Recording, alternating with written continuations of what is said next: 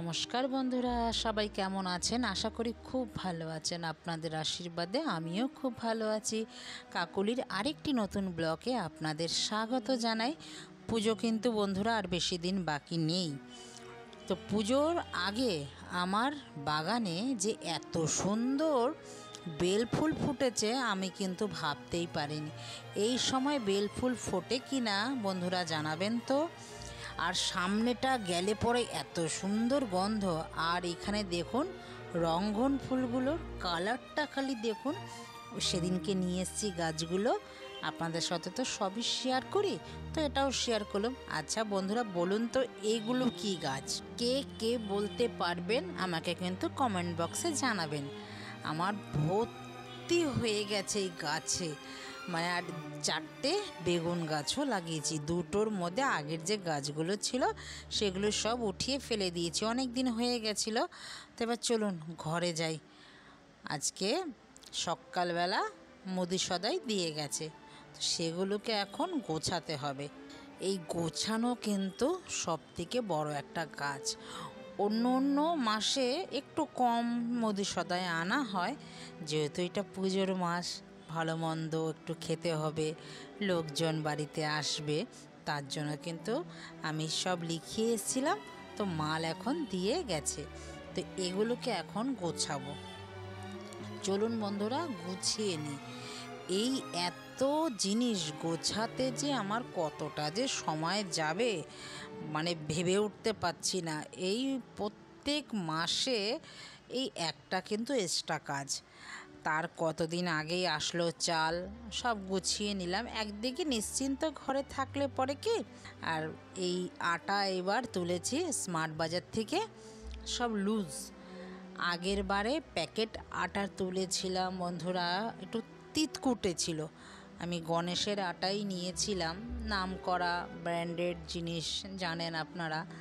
তো হয়তো অনেক দিন পুরনো ছিল, তো আমি স্মার্ট বাজারে গেলে পরে হয়তো চেঞ্জ করে দিত। আর এই 1-2 কিলো আটার জন্য আমি আর যাইনি। এবার একবার 2 কিলো ময়দা আর 2 কিলো আটা লুজ তুলে দেখলাম স্মার্ট বাজার থেকে, কেমন হয় খেয়ে দেখি, তারপরে আপনাদের সাথে শেয়ার করব ভালো না মন্দ। তো আটা যেহেতু লুজ বলে আমি একটু ছেঁকে নিলাম, মানে চেলে নিলাম। আমার মাকে দেখতাম এই আটা গম সব না এরকম ধুতো। গম আগে নিয়ে আসতো আমার বাবা, নিয়ে এসে মা ধুতো, ধুয়ে আমাদের আগে, সেটা কিন্তু অনেক ছোটোবেলায়, তখন এত প্যাকেট ট্যাকেট পাওয়া যেত না, সব লুজই কিন্তু ব্যবহার হতো, লুজই কেনা হতো। তো মা ওই গমের দোকানে, আমাদের চাকরির দোকানে দিয়ে আসতো গমটা ভাঙিয়ে। আবার বিকেলবেলা কোনো সময় আমরাও নিয়ে আসতাম, কোনো সময় আমার দিদি নিয়ে আসতো, কোনো সময় আমার দাদা নিয়ে আসতো। তো রুটিটা আমরা সাধারণত সব সময় ছোটোবেলার থেকে খেয়ে আসছি।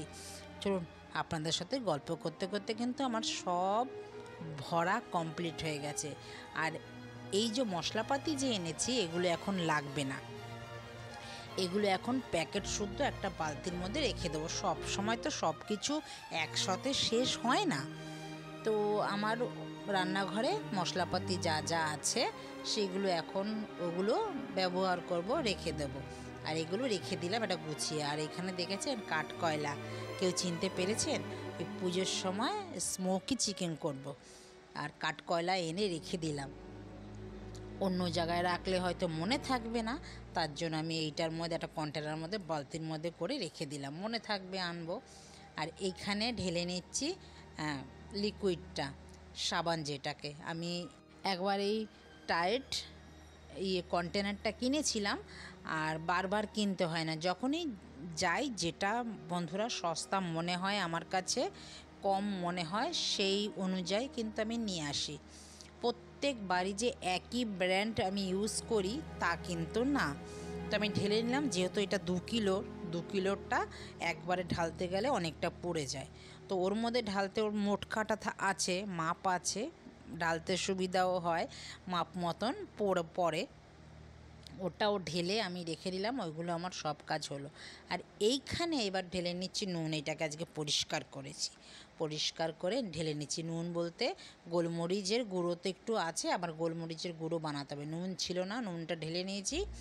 আর কালো নুন, যেটাকে আমরা বাদাম খাই, দেখবেন ওই রাস্তায় যে ভাজা বাদাম বসে না, আমরা তো ভুজিয়ালা বলি, আপনারা কি বলেন ঠিক জানিনি, জানাবেন তো আমাকে। তো তার থেকে অনেক সময় না ওই কর্নফ্লেক্স ওইসব খাই, ভাজা যে কর্নফ্লেক্সগুলো সেগুলো, তো সেখানে নুন প্যাকেট থাকে, সেই প্যাকেটগুলো ফেলবো কেন, আমি জমিয়ে জমিয়ে এই কালো নুন এটার মধ্যে ঢেলে রাখি। আমরা দই খেলে এইটা নিয়ে খাই, বেশ ভালো লাগে। আর চান টান করে ঘরের কাজ করে এইবার চলুন ঠাকুরের ঘরের সব কিছু গুছিয়ে নিই। ঠাকুরেরগুলো তো আমি আলাদা করে রেখে দিয়েছি। আমার ঠাকুরের কিন্তু আরেক সংসার বন্ধুরা, ঠাকুরেরও আমার ওই ঘরেও যা লাগে আর আমার ঠাকুর ঘরেও কিন্তু তাই লাগে। চাল ডাল কাজু কিশমিশ সব কিছু, কর্পূর ফুলদান সব আমার লাগে। তো এরকম প্যাকেট ময়দা প্যাকেট করে আনি, এরকমভাবে সুন্দরভাবে আবার গুছিয়ে রাখি। যেহেতু আমি একাদশী দ্বাদশী করি, সুজিটার প্যাকেটটা আর খুললাম না, খুললে পরে এখন সুজি আছে। আর এখানে এই খইটা যে বানিয়েছিলাম, এটা বড়টা তো লাগবে, তো এটা ছোটোটার মধ্যে ঢেলে দিলাম, ঢেলে দিয়ে এবার রেখে দিলাম। সাবু আছে, এবার আর সাবু তুলিনি। হ্যাঁ, আবার যখন সাবুটা শেষ হবে তখন আবার সাবুটা আনতে হবে। ময়দার প্যাকেটটাও খুললাম না, লুজ মানে ময়দা কতটা আছে, ঠাকুর ঘরেরটা প্যাকেটে আনি। এই বাদামগুলো এবার ঢেলে নিচ্ছি, কাজু আমন্ড কিশমিশ, অনেক সময় ড্রাই ফ্রুট দিয়ে আমি পুজো দিই। বাতাসা দিলে আমার ঘরে পিঁপড়েতে বন্ধু মানে কি বলবো। আর বন্ধুরা মানে দেওয়া মাত্রই জানেন মানে ঠাকুর ঘরে পিঁপড়েতে ভর্তি হয়ে যায়। তো আমি সকালবেলাটা বাল্যভোগে আমি একটু মিশ্রি আর ড্রাই ফ্রুটই দেই, আর দুপুরে যা জোটে গোবিন্দ আমাদের যার জোটায় তাই দিয়ে দেই। আর রাতেরবেলাও ড্রাই ফ্রুটটাই দেই, আবার খেজুর কোনো সময় দেই। এই ঢেলে রেখে দিলাম, কর্পূরটাও সুবিধা হবে বলুন, প্যাকেটে থাকলে তো গন্ধটাও চলে যাবে। তো দেখুন আমার কিন্তু এবার ঠাকুর ঘরও পরিষ্কার হয়ে গেল, গুছিয়ে নিলাম। এবার ভিডিওটা কেমন লাগলো কমেন্টে কিন্তু জানাবেন। ভিডিওটা তবে আমি এখানেই রাখছি, দেখা হচ্ছে পরবর্তী ব্লগে। সবাই ভালো থাকবেন, সুস্থ থাকবেন, নমস্কার, টাটা।